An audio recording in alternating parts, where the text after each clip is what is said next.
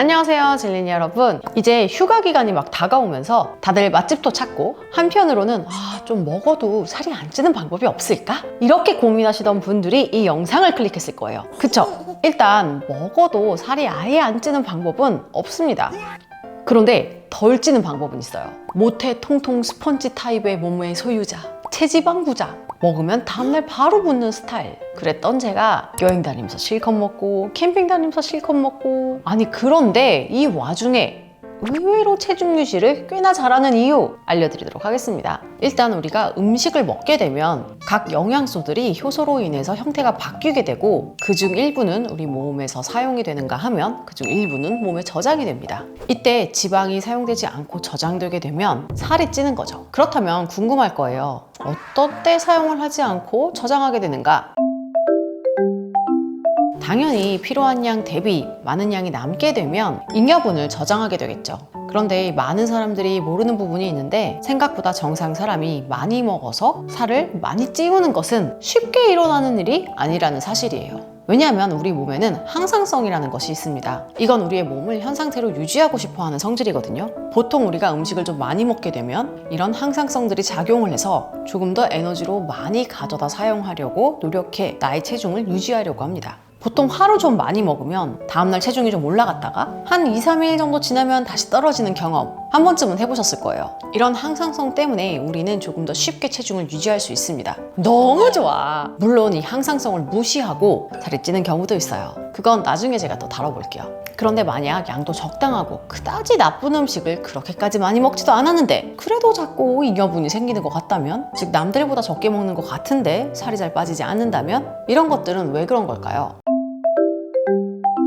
살이 안 찌는 체질을 만들기 위해서는 생각보다 우리는 이 파트에 조금 더 집중해 볼 필요성이 있습니다. 살이 찌지 않는 체질을 만들고 싶다는 건 계속 닭가슴살에 고구마만 먹는 것이 아니라 일반식을 먹어도 유지가 잘 되고 붓거나 살이 찌지 않는 것을 원하는 거잖아요. 제가 처음 다이어트를 시작했을 때 정말 억울했던 것 중에 하나가, 남들은 외식도 하고 일반식도 먹으면서 체중 유지를 너무 잘하는데 왜 나는 조금만 먹어도 살이 찌는 걸까? 아니 그럼 나는 평생 닭가슴살만 먹고 살아야 되는 건가? 이런 마음 때문에 굉장히 우울했던 기억이 나요. 그런데 지금은 정말 먹는 거에 비해서 잘 유지가 되고 있다는 것을 느끼고, 특히 신혼여행 갔다 와서 1.5kg가 살짝 올랐다가 그것도 돌아와서 자연스럽게 금방 빠지더라고요. 일단 우리 통통족들은 태어나길 지방이 근육에 비해서 많아요. 운동 능력 자체가 좀 떨어지다 보니까 어려서부터 몸 움직이는 거 별로 좋아하지 않고 운동을 잘 하지 않거든요. 그러다 보니 운동으로 에너지를 사용할 기회가 적은 편입니다. 그렇게 되면 능력도 좋지 않고 효율도 떨어지게 되죠.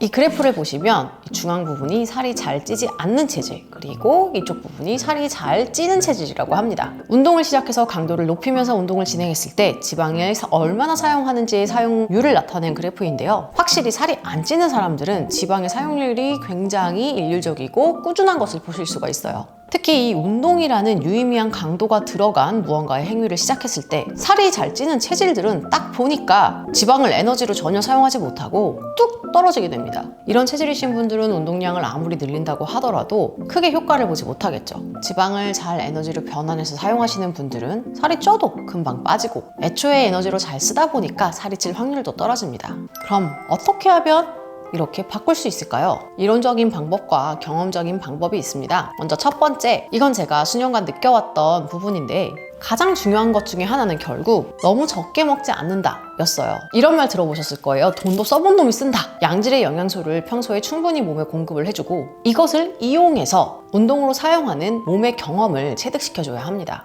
결국 잘 먹고 잘 운동하는 것이 필요하죠. 이렇게 먹고 사용하는 경험을 몸에 잘 체득을 시켜주면 우리 몸에서는 들어온 음식을 에너지로 바꿔서 사용하는 여러 가지 기능들이 활성화되게 됩니다. 이런 먹고 쓰는 과정은 비타민을 먹는다든지 아니면 무언가 보조적인 방법을 사용하기보다는 직접적으로 이 먹고 쓰는 회로 자체를 계속해서 몸에서 돌리면서 연습시켜주는 것이 가장 좋은 방법입니다. 즉, 잘 먹고 잘 운동하고 이것들을 계속해서 꾸준히 반복해야 하는 것이죠. 그런가 하면 어떤 운동을 하는 것이 조금 더 도움이 될까라는 부분에서 이론적으로 두 가지 운동을 추천드립니다. 바로 지구력 운동과 고강도 운동인데요. 즉 달리기, 사이클링, 수영 같은 유산소성 운동들은 우리 근육 내의 지방 선화 능력을 증가시키는 것으로 알려져 있습니다. 이런 운동들을 꾸준히 강도 높게 하다 보면 미토콘드리아 수가 증가하면서 지방을 더 잘 태우는 몸으로 바뀌게 되죠. 그런가 하면 고강도 인터벌 트레이닝 역시 짧은 시간 내에 지방을 태우는 효과를 극대화시킬 수 있다는 연구 결과가 나왔다고 합니다. 즉 한마디로 말해서 고강도 운동과 지구력 훈련 두 가지를 계속해서 병행하면서 운동한다면 지방을 잘 쓰지 못하는 체질인 사람들도 이렇게 지방을 잘 쓰는 체질로 변할 수 있겠다는 거죠. 이렇게 몸에서 에너지를 잘 쓰는 체질, 지방을 잘 쓰는 체질을 만들면 과식을 좀 하더라도 금방 운동으로 태워버리기가 쉬워요. 이것이 사실 핵심이에요. 왜냐면 우리가 돈을 조금씩 줄이다 보면 결국에는 돈을 안 쓰게 돼버릴 거예요. 돈을 적당히 잘 주면서 계속 쓸 수 있는 기회를 만들어줘야 펑펑 써서 유리지갑을 만들 수 있는 것과 같아요. 그러니 우리가 원하는 것이 적당히 먹을 거 먹으면서 안 찌는 체질을 만들고 싶다라면 적당히 돈을 벌면서 통장 잔고에는 1도 없고 싶다! 이걸 실천하면 되는 거예요.